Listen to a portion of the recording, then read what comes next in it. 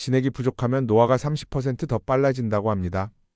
나이가 들수록 피부는 푸석해지고 관절은 뻣뻣해지며 면역력은 떨어지는데요. 놀랍게도 이 모든 증상의 원인이 진액 부족이었다는 사실 알고 계셨나요?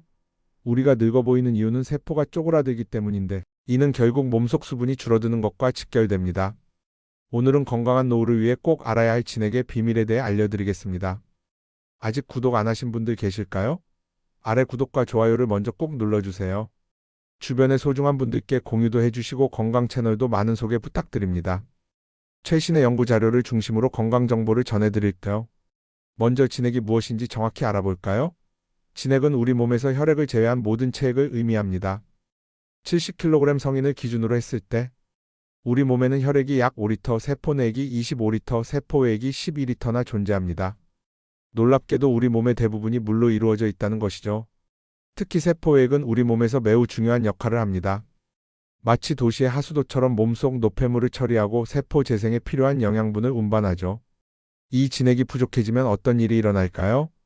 세포가 점점 쪼그라들면서 피부는 주름지고 위장은 위축되며 관절은 뻣뻣해집니다. 심지어 암 발생 위험도 높아진다고 해요. 실제로 연구 결과를 보면 진액이 부족한 사람은 그렇지 않은 사람보다 노화 속도가 30%더 빠르다고 합니다. 예를 들어 내시경 검사에서 위축성 위염이 발견되었다면 이는 단순히 위장만의 문제가 아닙니다. 전신의 진액이 부족하다는 신호라고 볼 수 있죠.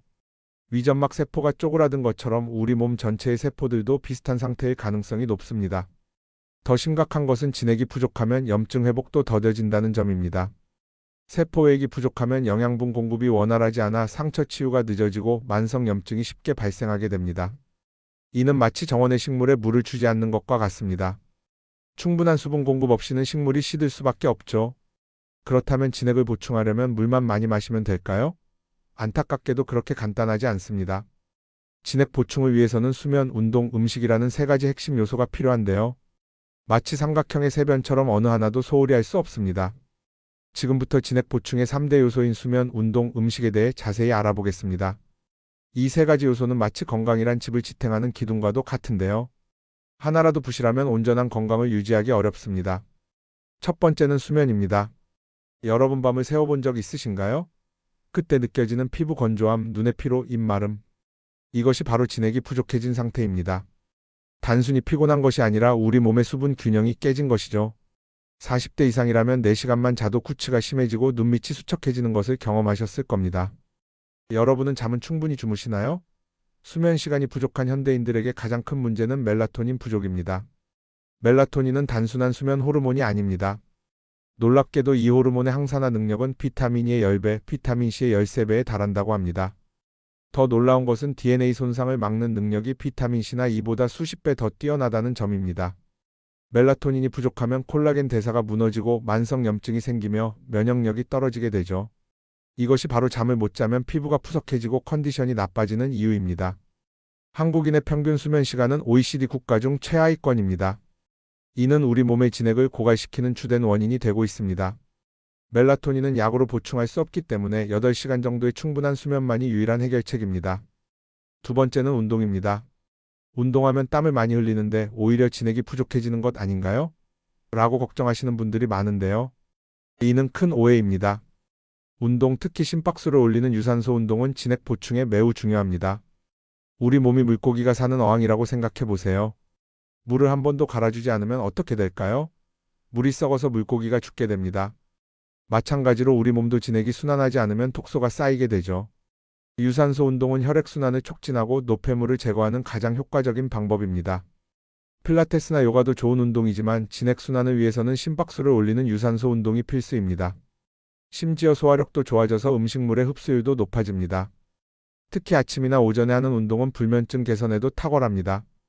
여기에 햇볕까지 쬐면 비타민 D 합성은 물론 14시간 뒤 멜라토닌 분비도 촉진된다고 해요. 이것이 바로 아침 운동이 가장 이상적인 이유입니다. 세 번째는 음식입니다. 진액이 풍부한 음식을 고르는 방법은 생각보다 간단합니다. 바로 속이 꽉 찬 음식과 말려도 잘 마르지 않는 음식을 찾으면 됩니다. 예를 들어 견과류나 콩과 같은 씨앗류는 생명의 정보를 담고 있어 진액이 풍부합니다. 단단한 껍질 안에 오메가3 같은 불포화 지방산도 함유되어 있어 혈관을 깨끗하게 하고 진액순환을 돕죠. 반면 대파나 양파처럼 속이 비어있는 채소들은 진액은 적지만 소통을 돕는 역할을 합니다. 고기도 중요한 진액 공급원입니다.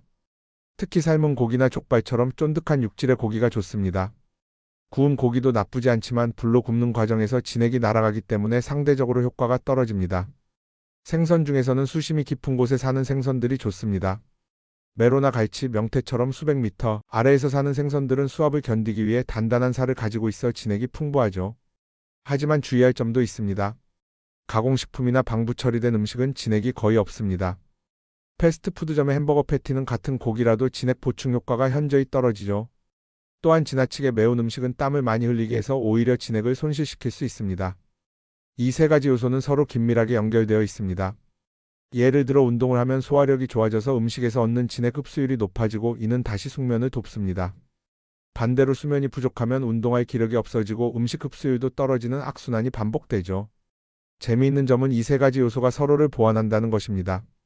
생강이나 계피처럼 몸을 따뜻하게 하는 음식을 먹으면 혈액순환이 좋아져 운동 효과가 높아지고 이는 다시 숙면으로 이어집니다. 마치 톱니바퀴처럼 서로 맞물려 돌아가는 것이죠. 이제 진액 보충을 위한 구체적인 실천 방법을 알려드리겠습니다.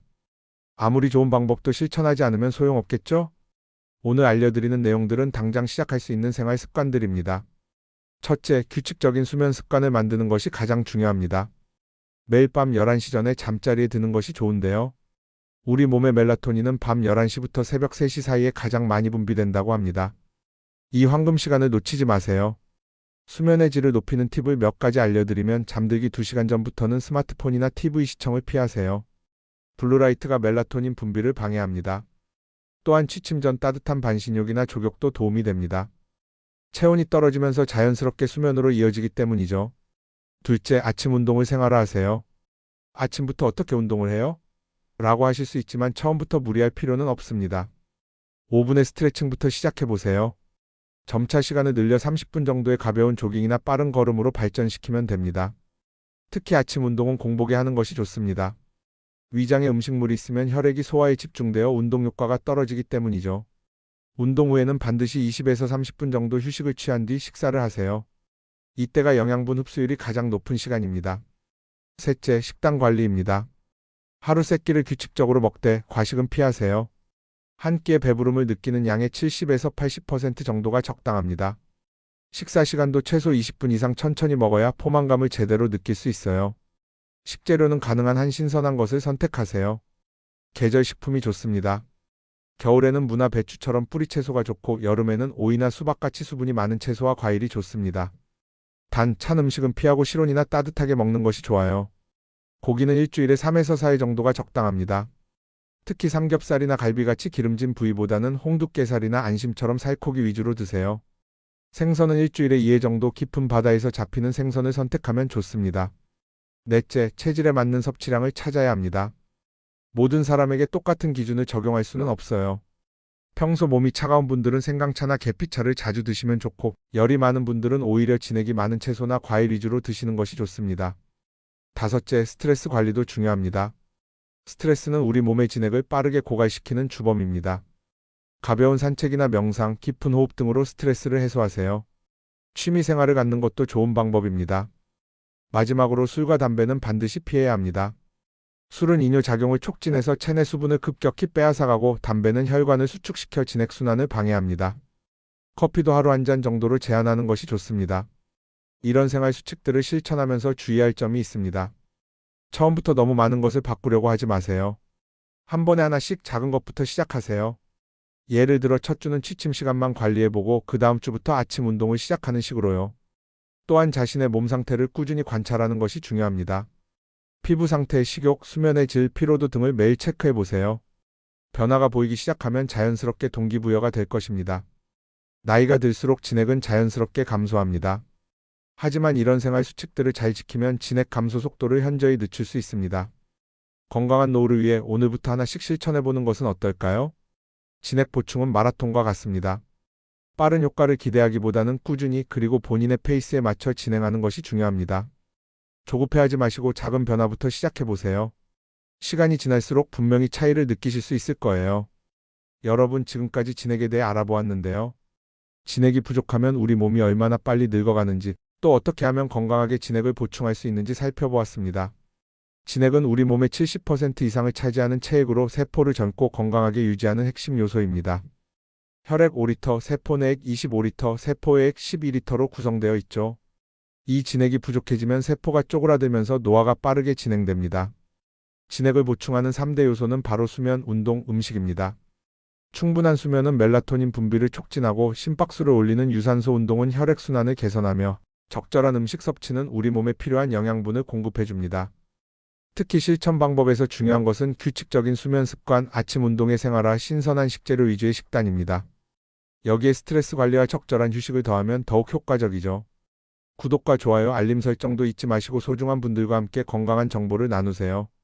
다음에는 더욱 유익한 건강 정보로 찾아뵙겠습니다. 여러분들의 아름다운 인생이 막을 응원하는 은빛 청춘이었습니다. 시청해주셔서 감사합니다.